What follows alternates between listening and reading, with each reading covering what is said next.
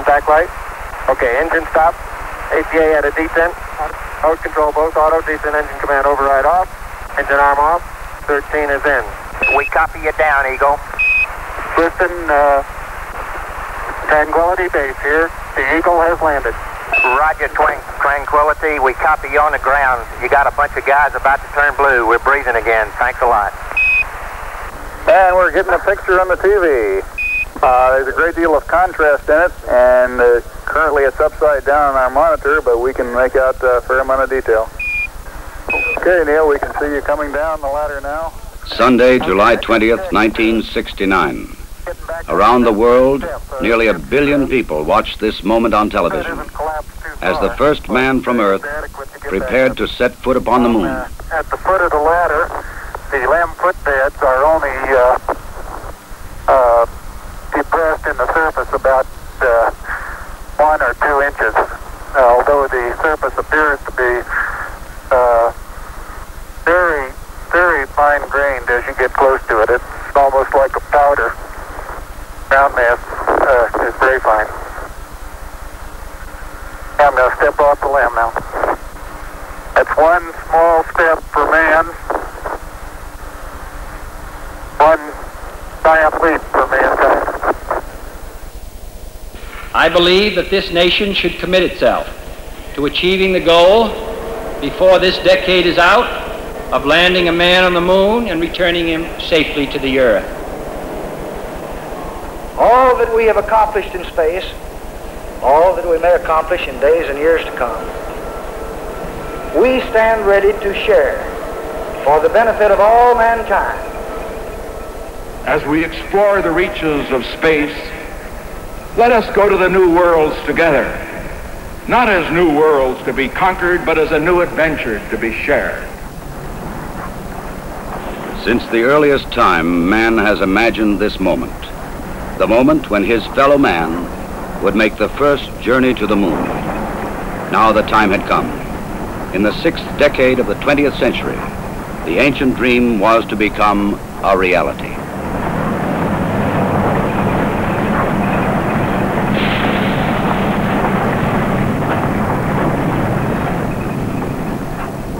The flight of Apollo 11 was the culmination of many years of planning, working, building, and testing. Thousands of people had contributed toward this day of accomplishment. The great Saturn V rocket and the complex Apollo spacecraft had been assembled together and moved to the launch pad. The equipment and techniques and personnel had been proved in earlier missions, and now they were ready. The astronauts chosen for this mission had flown it many times in ground-based simulators. They had all been in space before. They had trained carefully and well, and now they too were ready. Astronaut Michael Collins would pilot the Apollo Command Module.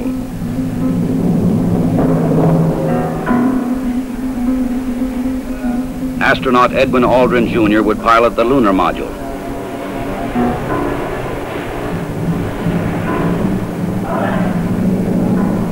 And astronaut Neil Armstrong would serve as mission commander.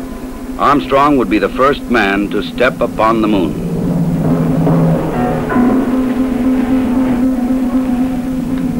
July 16th, the day had come. The moon awaited. The men rose early, ate breakfast, and dressed in their spacesuits.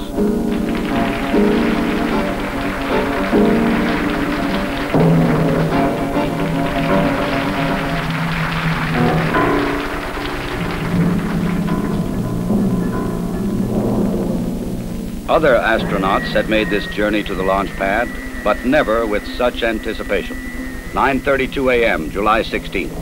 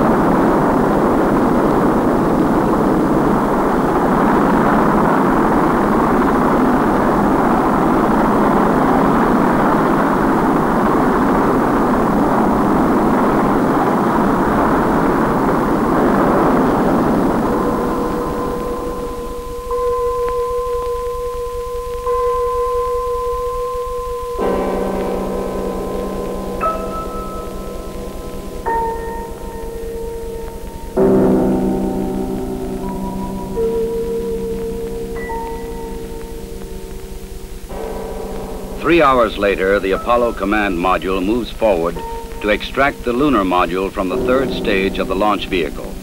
Both are moving at more than 17,000 miles an hour. Docked together, they will sail 250,000 miles across the sea of space and into orbit around the Earth's nearest neighbor. Oh, loud and clear now, Mike, and we understand that you are docked. During the 3-day journey to the moon, the astronauts kept busy. Checklists, navigation and observation, housekeeping.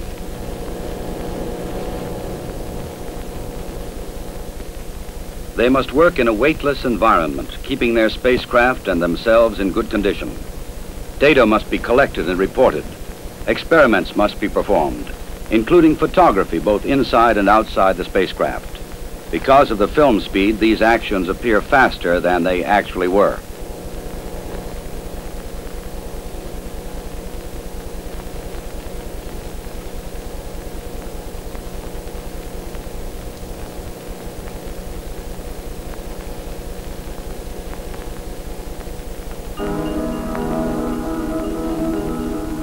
July 19th. Apollo 11 slows down and goes into orbit around the moon. The bright blue planet of Earth now lies 238,000 miles beyond the lunar horizon. Astronauts Armstrong and Aldrin, now in the lunar module, separate from the command module.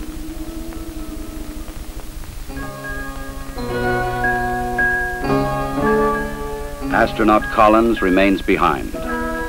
Preparation for the lunar module descent to the moon now begins.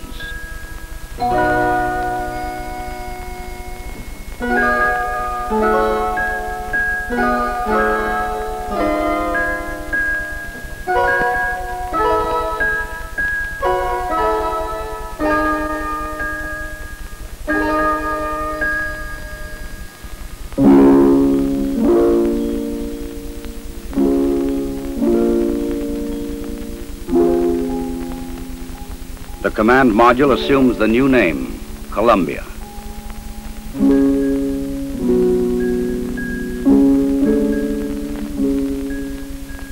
The lunar module will be called the Eagle.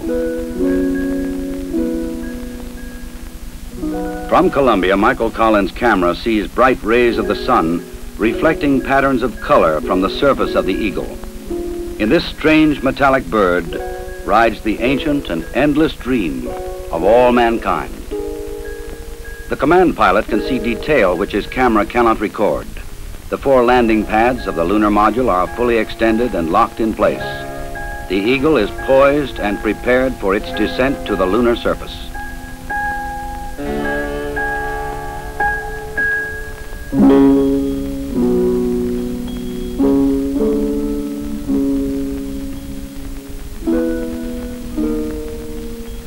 The moon landing craft rocket engine fires to slow it down and to place it on the pathway to the landing site in the Sea of Tranquility.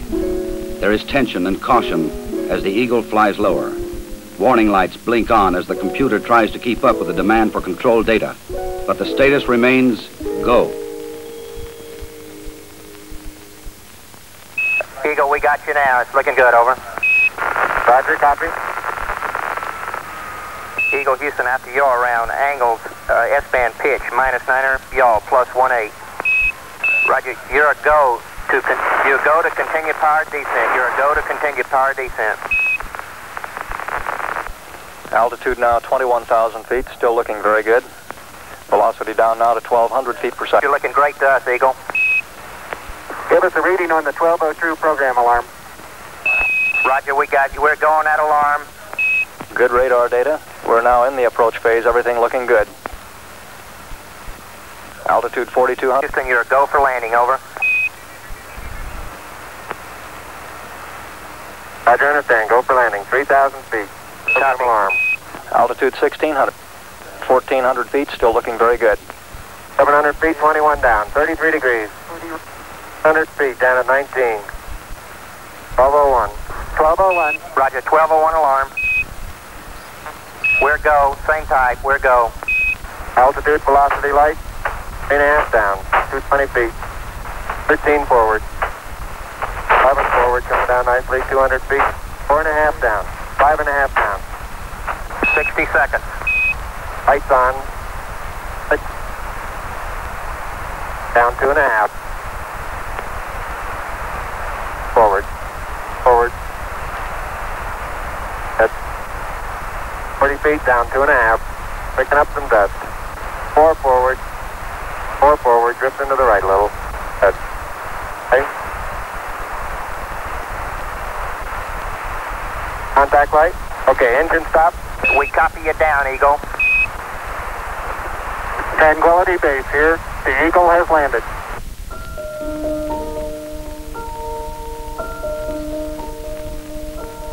Through the window of the Eagle, Armstrong and Aldrin see what no human eyes have ever seen before. Their spacecraft casts a long shadow across the undisturbed dust of centuries.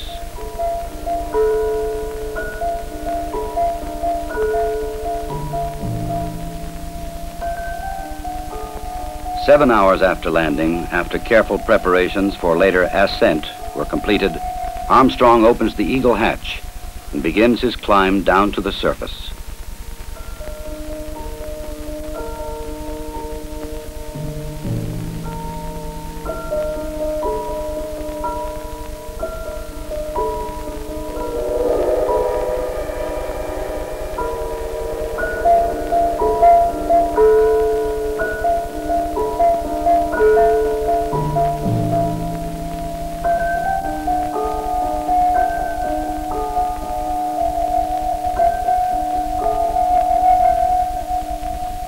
The first footsteps on this strange new world must be taken cautiously.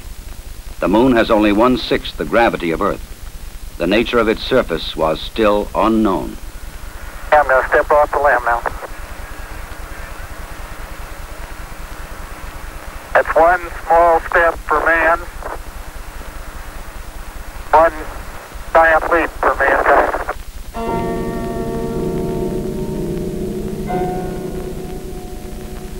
Once on the surface, Armstrong scoops up a small sample of lunar dust and rock, precaution against the possibility of an emergency takeoff.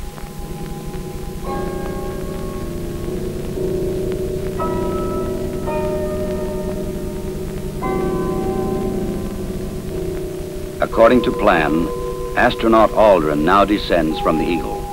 He and his equipment would weigh 383 pounds on Earth. Here, they weigh about 66 pounds.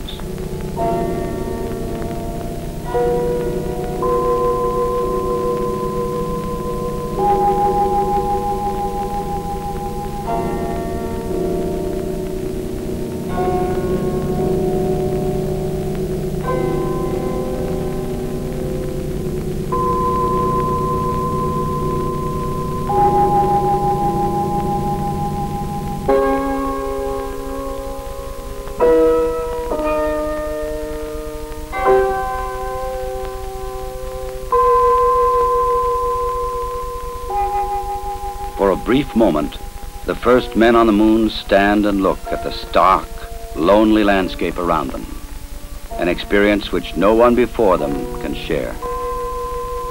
But there is much to be done in the limited time which they can stay on this airless, cloudless satellite of Earth. This sheet of metal foil traps and holds particles from the sun, the so-called solar wind, or barrage of solar energy, which constantly strikes the moon's surface. Results of this experiment will be taken back to Earth to reveal new secrets to anxious scientists.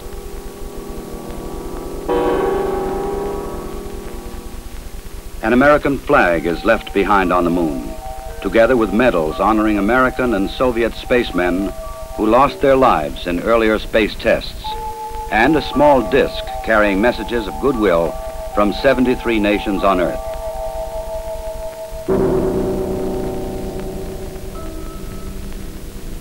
A plaque on the lunar module reads, "Here, men from the planet Earth first set foot upon the moon, July 1969 AD. We came in peace for all mankind." Through a specially made television camera, viewers in many nations on Earth were able to watch the astronauts as they walked and worked on the moon. Despite the bulky spacesuits and the backpacks containing oxygen, temperature control, and communications equipment, the Apollo 11 crew found they could move easily about the surface.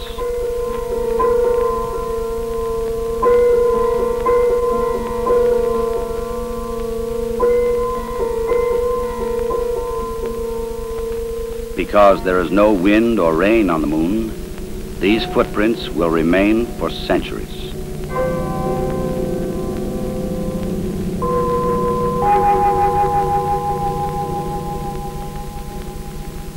In addition to collecting rock and soil samples, the explorers leave behind a seismometer.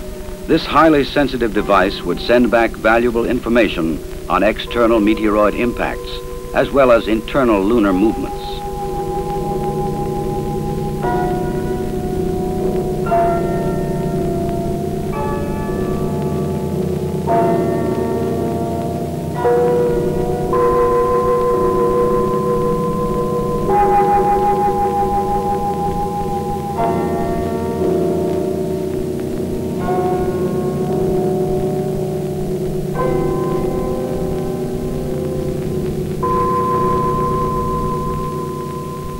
A 100 prism laser reflector would help man to measure the exact distance from Earth to Moon to an accuracy of 6 inches.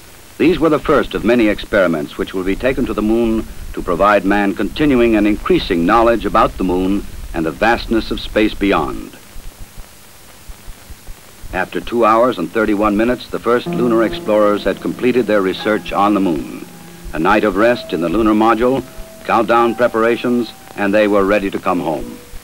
Tranquility Base, Houston. Guidance recommendation is pings, and you're cleared for takeoff. Roger, understand. We're number 1 on the runway. 7, 6, 5, work stage, engine arm ascent.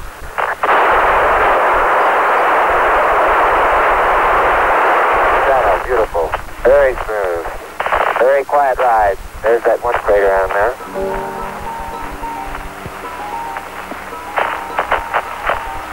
1,000 feet high, 80 feet per second vertical rise. Eagle Houston, you're looking good at 2. Ping, zags, and midspin, all agree.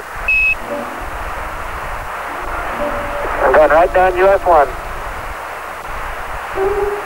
Eagle Houston, going right down the track. Everything's great.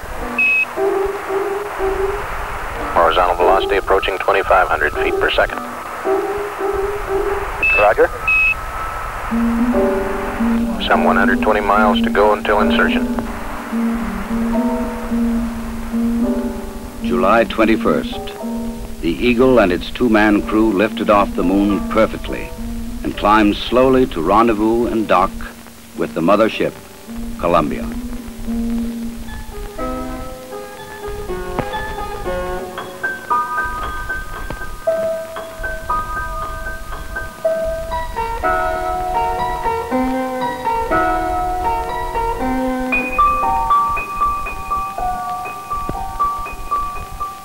While Armstrong and Aldrin explored the Moon, astronaut Collins had kept a long and lonely vigil in the Columbia.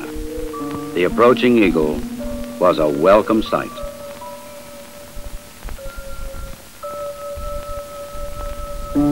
Later, the 3 men would share their reflections on this adventure with the world. I believe that from the early space flights, we demonstrated a potential to carry out this type of a mission. And again, it was a question of time until this would be accomplished. I think it's a technical triumph for this country to have said what it was going to do a number of years ago, and then, by golly, do it.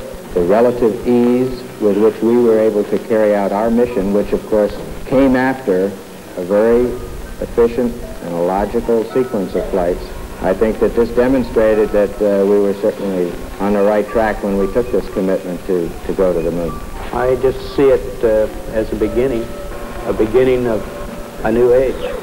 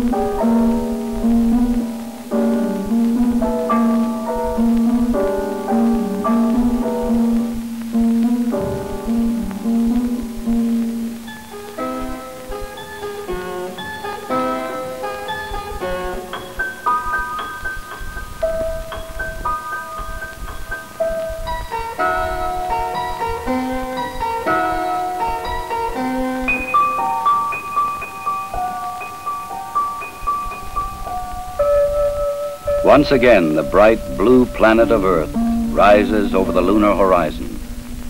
For those who had witnessed man's landing in the Sea of Tranquility, the moon would never again appear quite the same.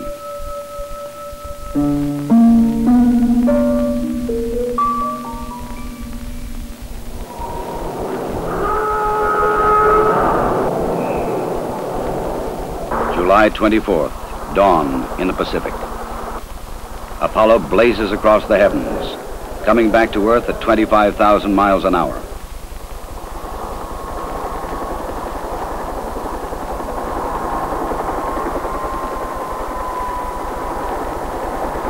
President Richard Nixon, who had talked with the astronauts by telephone while they were on the moon, was waiting aboard the recovery carrier to welcome the returning voyagers.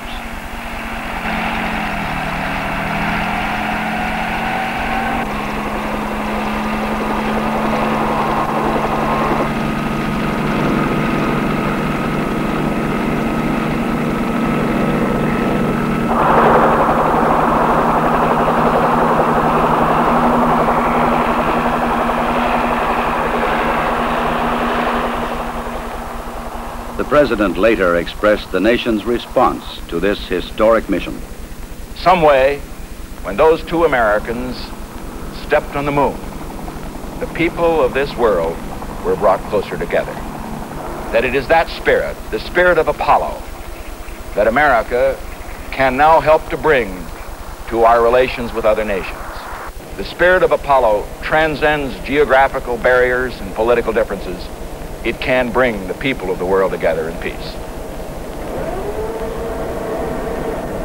To protect against any possible lunar contamination, the astronauts put on airtight special garments before coming aboard the rescue ship.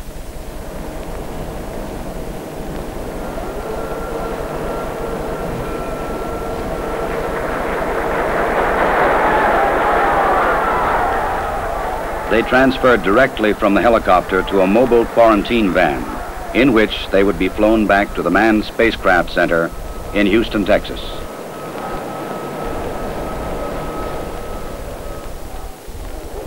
July 27th. The journey was ended. They were home again.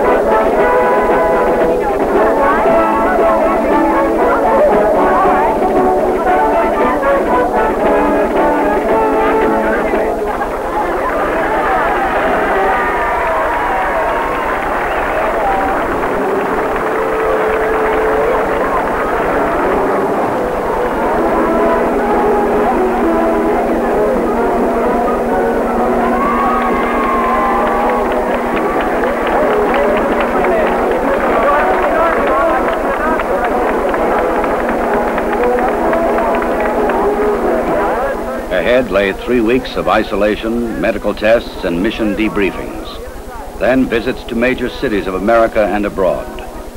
The details of their unique mission would be relived and remembered so that others might learn what they had learned, and that future travelers in space might build upon their experience.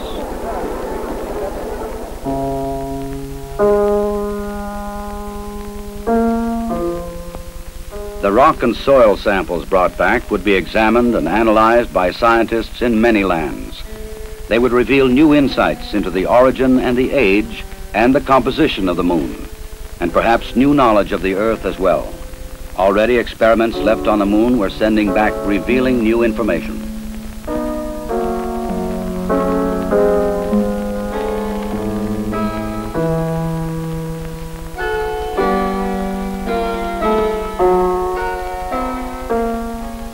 The mission was successfully completed. The Eagle had landed the first men on the moon, and Columbia had returned them safely to Earth. Wherever man journeys tomorrow across the ocean of our universe, history will remind him that Apollo 11 was mankind's first encounter with a new world.